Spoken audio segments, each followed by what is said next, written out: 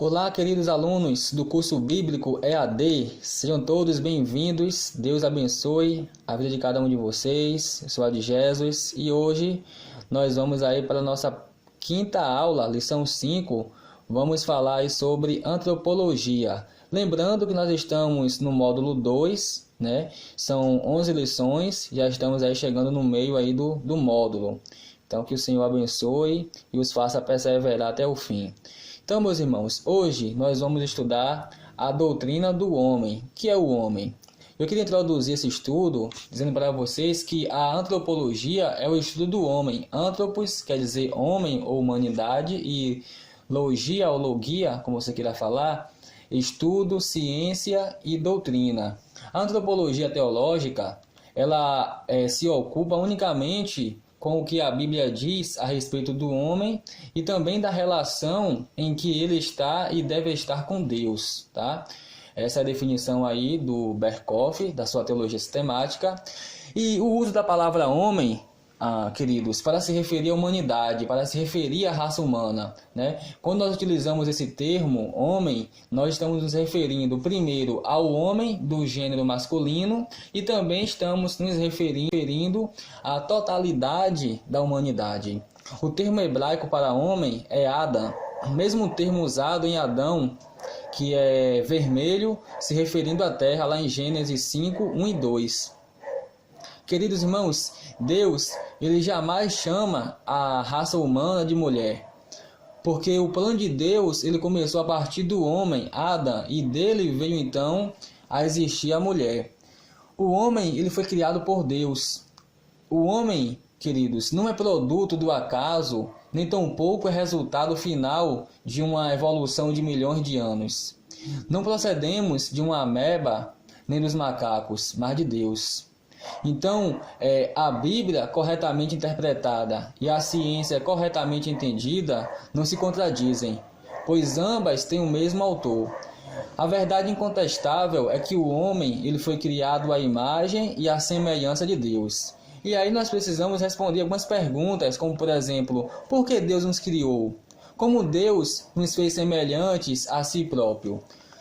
Então nós vamos aqui para nosso primeiro ponto da apostila.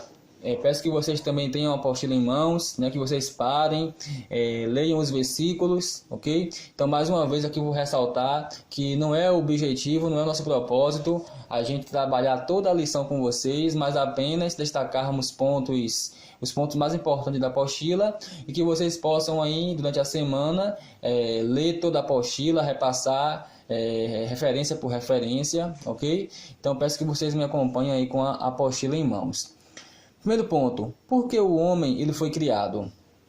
Aqui, irmãos, é importante que vocês tenham isso em mente, que Deus ele não precisava criar o homem. Todavia, Deus ele nos criou para a sua própria glória. Deus ele é autossuficiente, ele não é um ser, né, carente ou solitário. Ou como nós vimos na doutrina dos atributos de Deus, não é um velhinho, né, em que é carente, uma pessoa solitária. Não. A Trindade ela possui uma comunhão plena e perfeita em si mesma. E nós devemos lhe glorificar com nossas vidas e trazer alegria ao coração de Deus.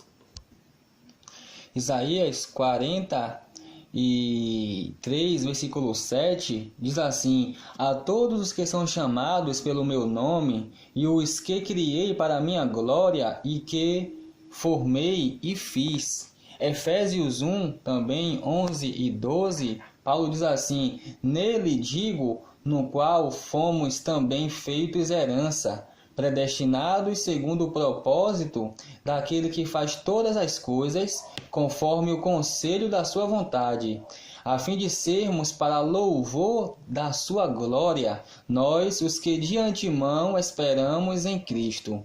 Queridos irmãos, tudo o que fizermos deve ser para produzir glória para Deus. Paulo vai dizer lá em 1 Coríntios 10, 31, quer comais, quer bebais, ou façais qualquer outra coisa, fazei tudo para a glória de Deus. Então perceba que Deus ele não precisava de nós, mas Deus ele concede a nós a importância através dele mesmo. Nós viemos dele e voltaremos a ele, é um ciclo eterno. Então, qual é o nosso propósito nesta vida? Nosso propósito está em fazer aquilo pelo qual nós fomos criados. Como diz John Piper, glorificá-lo e nos deleitarmos nele. Esse, irmãos, é o nosso propósito. Devemos nos deleitar na vida de Deus, nos alegrando nele, nos relacionando com ele, tendo um relacionamento pessoal com ele, como diz João 10:10. Alegria na sua presença, delícias perpétuas, como diz o Salmo 16, versículo 11. Então Deus é a nossa fonte eterna de alegria, de paz, e regozijar no Senhor e nas lições de vida que Ele nos dá também, como Paulo diz lá em Romanos, capítulo 5, versículo 2 e versículo 3.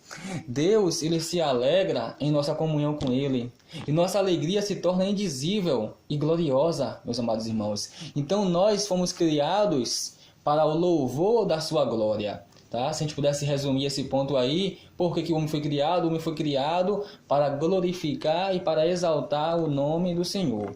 Segundo ponto, nossa apostila, vamos observar aqui a doutrina da queda do homem e a sua punição também. Então, irmãos, aqui eu usei a Confissão de Fé Batista de 1611, ok? Desculpe, a Confissão Batista de 1689, tá? E a confissão ela diz assim: Deus, ele criou o homem justo e perfeito. Ele deu uma lei justa que lhe seria para a vida se aguardasse ou para a morte se a desobedecesse. Mesmo assim, o homem não manteve por muito tempo a sua honra. Satanás valeu-se da astúcia da serpente para seduzir Eva. E esta seduziu Adão, que, sem ser compelido, transgrediu voluntariamente a lei instituída na criação e a ordem de não comer do fruto proibido. Então perceba aqui, amados irmãos, que Deus ele criou o homem perfeito, o homem justo, mas o homem ele resolveu pecar, ele escolheu transgredir voluntariamente, né, a lei que Deus deu. Disse assim: olha, Adão, você pode comer de todas as árvores do jardim, mas da árvore do conhecimento do bem e do mal, dela não comerás, porque no dia que você comer, certamente morrerás. Deus deu uma ordem muito clara a Adão, né? Continuando aqui a nossa confissão, ela diz assim: de acordo com seu conselho sábio e santo, aprove a Deus permitir a transgressão, porque no âmbito do seu propósito, mesmo isso ele usaria para a sua própria glória. Por esse pecado, eu acho fantástico aqui essa frase: nossos primeiros pais decaíram de sua condição original de retidão e comunhão com Deus. Aí vem: no pecado deles, nós também pecamos, e por isso a morte veio sobre todos. Todos se tornaram mortos no pecado e totalmente corrompidos em todas as faculdades e partes do corpo e da alma. Aqui, irmãos, nós podemos perceber que o pecado de Adão ele afetou a toda a raça humana, intelecto, emoções e vontade, de tal forma que todos nós somos pecadores no pecado de Adão. Continuando aqui, a confissão diz: sendo eles os ancestrais e pelo desígnio de Deus os representantes de toda a humanidade, a culpa do pecado foi imputada a toda a sua posteridade e a corrupção natural passou a todos os seus descendentes por nascimento, visto que todos são concebidos em pecado, e são por sua natureza filhos da ira, escravos do pecado e passíveis de morte, e estão todos sujeitos às misérias espirituais, temporais e eternas, a menos que o Senhor Jesus os liberte. Então, queridos, veja que Deus ele criou o homem justo, santo, né? Sem pecado. O homem ele transgride a lei de Deus, ele peca, ele quebra o seu relacionamento com Deus, e aí vem as consequências, vem a punição que Deus ele faz para o homem, para a mulher, para a terra e para a serpente também, tá? E após isso, nós percebemos que é sempre Deus ele indo até o homem. O homem não tem nenhuma capacidade de ir até Deus porque ele está morto. E um morto ele não pode fazer absolutamente nada.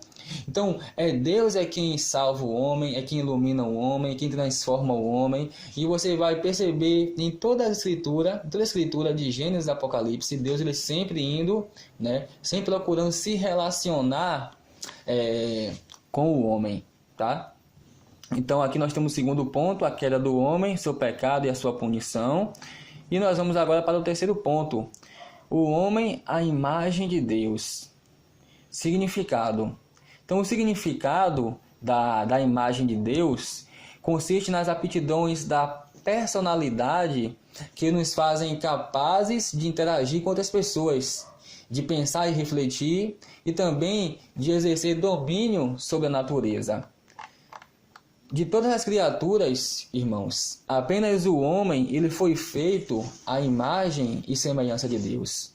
Sabe o que significa? Significa que ele possui, ou melhor dizendo, que nós possuímos, né, atributos morais, espirituais, como Deus, e que representa a Deus na criação. Então, imagem e semelhança se refere a algo similar que representa. Por isso que lá em Gênesis 1, 27, era Deus dizendo assim, façamos o homem para ser igual a nós e para nos representar. E Erickson, em sua teologia sistemática, ele diz que a imagem de Deus distingue o homem de todas as outras criaturas. E é isso que nos faz humanos. Então, queridos, nós somos criados à imagem de Deus. Gênesis 1, 26. Nós compartilhamos certos elementos do Criador. Somos um reflexo de Deus. Falar, criatividade, trabalho, domínio da criação. Também nós podemos aprender que os seres humanos eles foram criados macho e fêmea. Lá em Gênesis 1, 27, Gênesis 2, 18 a 24. Então Deus não criou homem e nem mulher e mulher. Ele criou homem e mulher e disse multipliquem-se e encham a terra. Tá? Então o homem ele deve se relacionar, deve ser um relacionamento heterossexual e monogâmico. Então, perceba que os seres humanos eles foram criados macho e fêmea. E ambos, irmãos, são a imagem de Deus, macho e fêmea, que se unem em casamento. A mulher procede do homem, é diferente dele. Ela o completa, não é inferior a ele. Então, não existe essa ideia de ideologia de gênero, que você escolhe, que você quer ser, né? Que ninguém nasce mulher, torna-se mulher. Não, Deus ele criou homem e mulher, macho e fêmea os criou. O homem e a mulher também, eles eram inocentes. Gênesis 2:25 diz assim, ora, um e outro, o homem e sua mulher, estavam nus e não se envergonhavam. Então percebam aqui que a ideia, né, de feio ou errado foi justamente o pecado que trouxe. Então, eles não tinham nada a esconder um do outro, por isso eles não se envergonhavam. Não era ingenuidade infantil, mas era um estado de completa pureza. Então, queridos, o homem ele possui qualidades como as de Deus, capacidade intelectual, pureza moral, no caso antes da queda, natureza espiritual, domínio sobre a criação, criatividade, capacidade de fazer escolhas éticas, imortalidade. Então, é isso que torna o homem, né, que nos faz diferentes, que nos faz humanos. Um outro ponto também aqui é que a queda ela distorceu a imagem de Deus, mas não a destruiu. Então, embora as pessoas elas sejam pecaminosas, irmãos, não há ainda suficiente semelhança de Deus nelas. Tiago diz, Tiago 3,9, que todos os homens são feitos à imagem de Deus. Então, após a queda, o homem ele já não é mais plenamente igual a Deus. A sua pureza moral ela se perdeu e seu caráter pecaminoso certamente não reflete a santidade de Deus. O seu intelecto corrompeu-se pela falsidade e também pelo entendimento errôneo. Suas palavras já não glorificam a Deus continuamente. Seus relacionamentos são muitas vezes governados pelo egocentrismo e não pelo amor. Então, a imagem de Deus ela foi distorcida, mas não se destruiu totalmente. Eclesiastes 7:29 diz que Deus fez os homens justos, mas ele se meteu em muitas astúcias. A medida plena da excelência de nossa humanidade não será vista novamente na vida, na terra, até que Cristo retorne e tenhamos obtido todos os benefícios que ele adquiriu para nós. Desgrudem. Então, meus amados irmãos, a queda distorceu a imagem de Deus, mas não destruiu. E também nós podemos aprender aqui a redenção em Cristo, recuperação progressiva da imagem de Deus. Então, nossa redenção em Cristo, ela nos leva a crescer progressivamente, mais e mais, a semelhança a Deus. Temos a natureza do novo homem, que se renova em conhecimento, a imagem do seu Criador, como Paulo diz lá em Colossenses, capítulo 3, versículo 10.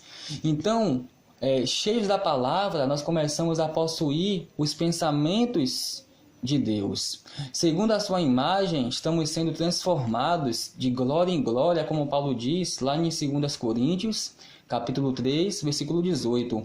Quanto mais maturidade cristã, mais crescemos em semelhança a Deus. Vida mais caráter de Cristo em nós pelo poder do Espírito Santo de Deus. Então, aqui nós temos a redenção em Cristo, que é justamente a recuperação progressiva da imagem de Deus. Outro ponto também a destacar aqui é o retorno de Cristo. E no retorno de Cristo, nós teremos a restauração completa da imagem de Deus. Então lembra que a imagem de Deus, né, ela foi distorcida no homem, não foi perdida. Ela foi distorcida justamente por causa do pecado que o homem cometeu. Mas na glorificação nós seremos iguais a Cristo, moralmente puros e não sujeitos à morte. Nós teremos a imagem do homem celestial. Como Paulo diz lá em 1 Coríntios, capítulo 15, versículo 49, e assim como trouxemos a imagem do que é terreno, devemos trazer também a imagem do que é celestial.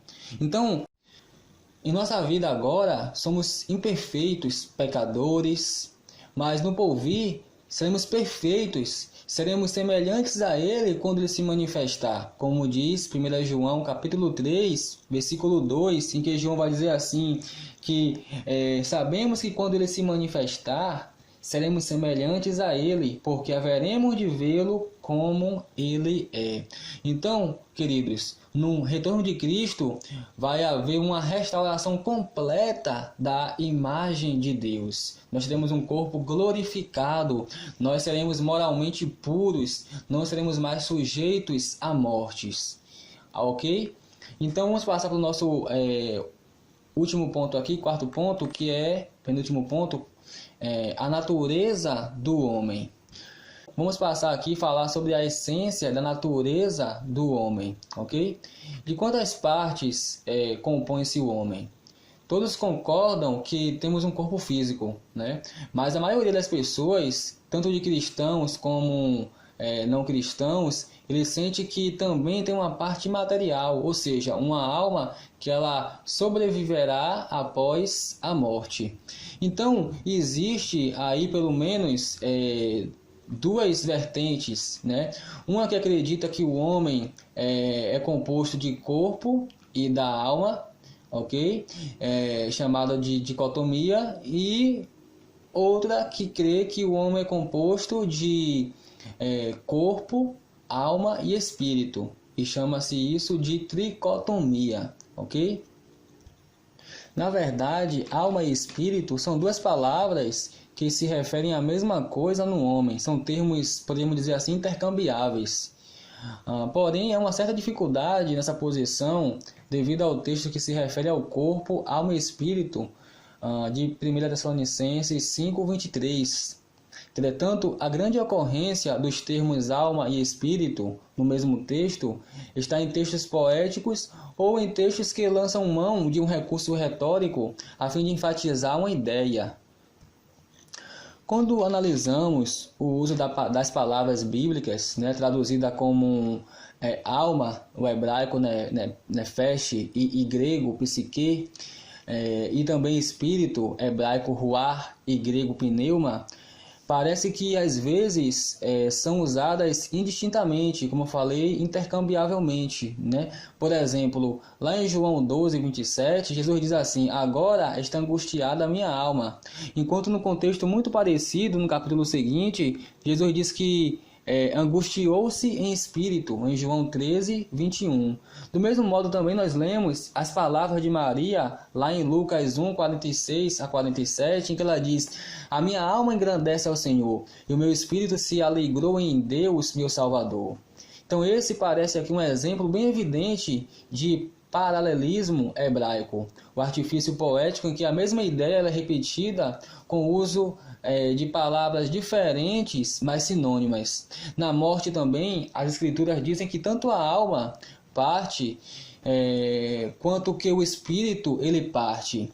Quando da morte de Raquel, diz a Bíblia, ao sair-lhe a alma, porque morreu. Gênesis 35, 18. Elias também, ele ora para que a alma da criança morta volte ao corpo, lá em 1 Reis 17, 21. Isaías prediz que o servo do Senhor derramaria a sua alma, né, hebraico aqui, nefesh, na morte. E no Novo Testamento, Deus lhe diz ao rico insensato: esta noite te pedirão a tua alma. Lucas 12, 20. Por outro lado, também, às vezes, a morte ela é tida como um retorno do Espírito a Deus. Por isso que Davi ele ora em palavras mais tarde citadas por Jesus na cruz: nas tuas mãos entrego o meu espírito. Então, irmãos, na morte o espírito ele volta a Deus que o deu, como diz Eclesiastes 12, 7.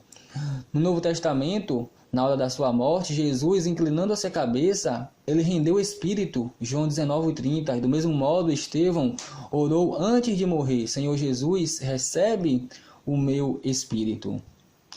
Também podemos ver que a dor ela é atribuída tanto à alma como ao espírito, que a morte é descrita tanto como a entrega da alma e como também do espírito, que o louvor e o amor a Deus são atribuídos tanto à alma como ao espírito. E aí vocês têm aí as passagens que vocês podem ler, pausar e ler depois, ok? E a salvação ela é associada tanto à alma como também ao espírito.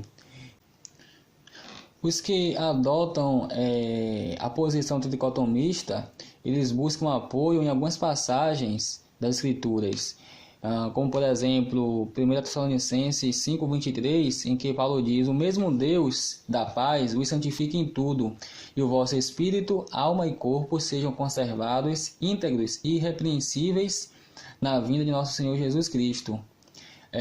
Então esse versículo aqui é interessante, porque essa referência aqui ela torna a expressão em tudo mais enfática.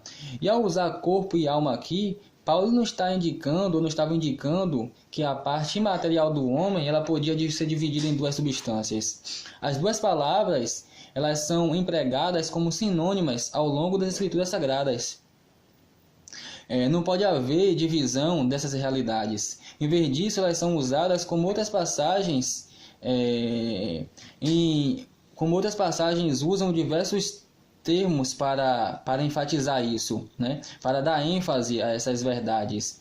E também, nem tão pouco, Paulo aqui, ele era um cristão que acreditava em uma composição tripla, tá? Então, se você for ler alguns textos, você vai perceber que Paulo, sempre em suas epístolas, como Romanos 8:10, 1 Coríntios 2:11, 5, 3-5, 2 Coríntios 7:1, Colossenses 2:5, né? Paulo ele sempre usa termos intercambiáveis. Tá? O ser humano ele é composto com duas partes, uma parte material e a parte imaterial. O outro texto que é usado é justamente Hebreus 4:12, que diz que a palavra de Deus ela é viva e eficaz, ela é mais penetrante, mais cortante do que qualquer espada de dois gumes, e penetra até o ponto de dividir alma e espírito, juntas e medulas, e é apta para discernir os pensamentos e propósitos do coração. Então, irmãos, esse versículo que fala que a palavra de Deus ela penetra ao ponto de dividir alma e espírito, juntas e medulas, deve ser compreendido também à luz de 1 Tessalonicenses 5:23. Então, Paulo aqui não está dizendo que a palavra de Deus pode dividir a alma do espírito, mas aqui ele lança a mão de vários termos como alma, espírito, juntas, medulas, pensamentos e propósitos do coração, que falam dos profundos elementos íntimos do nosso ser que não se ocultam ao poder penetrante da palavra de Deus. Então esses termos eles não descrevem duas entidades separadas, assim como pensamentos e propósitos, mas são usados como que se alguém dissesse coração e alma para expressar aqui plenitude, ok? Que independente de você ser tricótomo, ser dicótomo, você acreditar que o homem é composto de corpo, né, alma e espírito sendo a mesma coisa, sinônimo, ou você acreditar que o homem ele é constituído de corpo, alma e espírito, isso não vai te fazer menos crente, tá? Você não vai ser um herege por causa disso. Então essa é uma das doutrinas que pode haver divergência, e tem, né, no meio evangélico. Então muitos acreditam na dicotomia e outros acreditam na tricotomia, ok? Então nós podemos divergir nesse aspecto aqui doutrinário, ok? Então lembra que eu falei que toda doutrina é importante, mas existem doutrinas que são mais importantes. E essa daqui não é aquela doutrina tão importante assim que se você não acreditar, você vai ser um herege. Não. Então, você pode ser dicótomo, pode ser tricótomo. Então, a ideia é que você estude esse assunto e depois você chegue a uma posição aí, né? E depois que você estudar bem, que você entender os termos, aí você pode defender uma posição, tá bom? Então, vamos passar aqui para o nosso próximo ponto, que, se não me engano, é o último ponto aqui, o homem sob dois planos bíblicos. Então, existe a teoria, irmãos, do crente carnal. Ela foi popularizada por Schaeffer, né? Ele tem uma teologia sistemática muito boa, em 8 volumes, que é exaustiva, né? Densa. Então, foi também popularizada pela Bíblia de referência Scofield e por muitos outros indivíduos também e instituições evangélicas, né? Então, essa ideia, essa teoria, ela ensina que o arrependimento não é uma condição para a salvação, que uma pessoa ela pode verdadeiramente estar em Cristo sem ser uma nova criatura. Ou seja, ela teoriza que uma pessoa pode ser verdadeiramente salva sem ter qualquer evidência de uma obra sobrenatural de Deus em seu coração. Então veja, irmãos, que coisa. De acordo com a teoria do cristão carnal, há 3 classes de humanidade e 2 classes de cristãos. O homem natural, o homem espiritual, né? O homem natural aqui é o homem que não é salvo, o homem espiritual, este é o homem salvo que anda segundo o Espírito, e existe também para eles o homem carnal, é o homem salvo que anda segundo a carne. Porém, de acordo com o entendimento correto da Bíblia, há 2 classes de humanidade e uma classe de cristãos, tá? Lembra que eu falei para vocês nas aulas passadas que a Bíblia sempre divide a humanidade em 2 classes, né? Os que estão em Adão e mortos em seus pecados, e os que estão em Cristo, salvos, justificados. Então, existe aqui o homem natural, e este é o homem não salvo que anda segundo a carne. Ele é chamado natural porque ainda não experimentou a regeneração, né? Ele vive segundo a sua natureza pecaminosa e decaída desde a queda. Esse é o homem natural. E também a Bíblia fala do homem espiritual. Ou seja, este homem aqui é salvo que anda segundo o Espírito como padrão geral de sua vida. Mas também, irmãos, que ocasionalmente anda segundo a carne em várias áreas, né, de sua vida. Por quê? Devido à sua imaturidade espiritual e também por causa do pecado. Lembra que todos os crentes verdadeiros, eles são homens espirituais. E todos os crentes também, né, de vez em quando, eles se comportam de maneira imatura, mundana e carnal. Então nós somos pecadores, nós temos essa tendência, né, esse DNA pecador. Não existe um cristão que nunca peque, né? Não, nós pecamos, nós erramos, às vezes nós agimos na carnalidade, às vezes de forma imatura. Então, não há tal coisa como um cristão verdadeiro que não anda segundo o Espírito como padrão geral de sua vida, e também não há tal coisa como um cristão que não se comporta de vez em quando de uma maneira imatura, mundana e carnal. Sempre vai existir, né, esse ponto aí fraco, né, em que um cristão, ele às vezes ele vai, muitas das vezes age de forma imatura. Então não existe um cristão 100%, né, espiritual, tá bom? Então a Bíblia divide a classe em duas classes de humanidade e uma classe de cristãos apenas, tá bom? Então, esse estudo nós podemos aprender que tudo foi criado por Deus e existe para a glória de Deus. Aqui estou chegando às minhas conclusões. Eu queria dizer para vocês que o fim principal do homem é glorificar a Deus e deleitar-se nele para sempre, conforme o Catecismo Maior de Westminster. Irmãos, Deus ele deve ser honrado, reverenciado em tudo que nós fazemos. Isso significa que nossas ações, que nossos pensamentos, que as nossas atitudes devem honrar a este grande Deus. A imagem de Deus ela é universal em toda a raça humana. Adão, o primeiro homem, o homem universal, não apenas uma simples parte da humanidade foi feito à imagem de Deus, tá? Então, o homem, ele é a imagem de Deus, ok? Que será um dia restaurada. Também nós podemos observar nesse estudo que o homem ele está morto em delitos e pecados, e Deus nos deu vida juntamente com Cristo. Paulo vai dizer isso lá em Efésios capítulo 2, versículos 1 e 5. Irmãos, a imagem de Deus não se perdeu em consequência do pecado ou especificamente da queda. Nesse caso, a imagem de Deus não é algo acidental ou externo à natureza humana, é algo inseparavelmente ligado à humanidade. Então nós pertencemos a Deus. Devemos nos moldar de acordo com Jesus, que é a revelação completa de como é a imagem de Deus. Ele é a imagem plena de Deus e a única pessoa cuja humanidade nunca foi maculada pelo pecado, meus irmãos. Isso é maravilhoso. Ele sofreu todas as coisas, porém sem pecado.